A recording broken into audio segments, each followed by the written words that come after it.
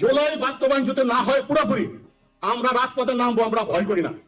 এইবার আর শুক্রবার শনিবারে আমরা আন্দোলন শুরু করবো না, রোববার থেকে সংসদ চারদিকে ঘেরাও দিব।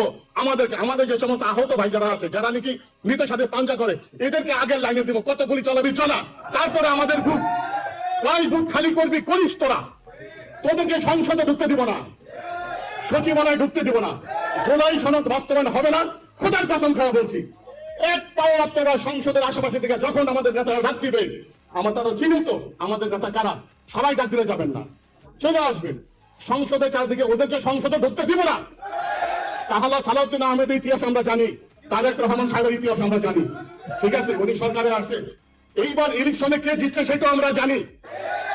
আমরা এটাকে মানলাম এর জন্য, ঠিক আছে ভাই তুমি দেখ চালাও, ভালো মতো চালাও, কিন্তু আমাদেরকে বাহিরে রেখা তোমরা যা মনে হয় তাই করবে সংসদে, তা চলবে না। আমরা তো এমনি আদামরা, আমাদের সন্তান নাই, আমরা মরতে রাজি আছি বাবা, আমরা মরণকে ভয় করি না। আবারও বলছি আল্লাহর কসম খায়া, তোমার এই মিডিয়ার মাধ্যমে আপনারা শোনাই দেন আমার বক্তব্যগুলো। আমি যে কথা বলতেছি প্রত্যেকটা শহীদ পরিবারের কথা বলতেছি, মনের ব্যথা।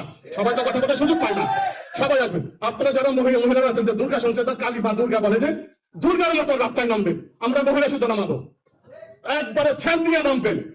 যে বদমাইশ এইটার খেলাফ আমার মাথা খারাপ হয়ে গেছে। সবসময় আমি দেখি ফেসবুকের মধ্যে ইউটিউবের মধ্যে উল্টা পাল্টা শুরু হয়েছে আমাদেরকে নিয়ে। যা বলে যা করে সহ্য করার মতো না, সরকার কিচ্ছু বলে না। তারেক রহমানের বিরুদ্ধে একটা কথা বলে তাকে অ্যারেস্ট করা হয়, অথচ আমাদের নেতা কর্মী নিয়ে ভালো লোকদেরকে নিয়ে কথা বললে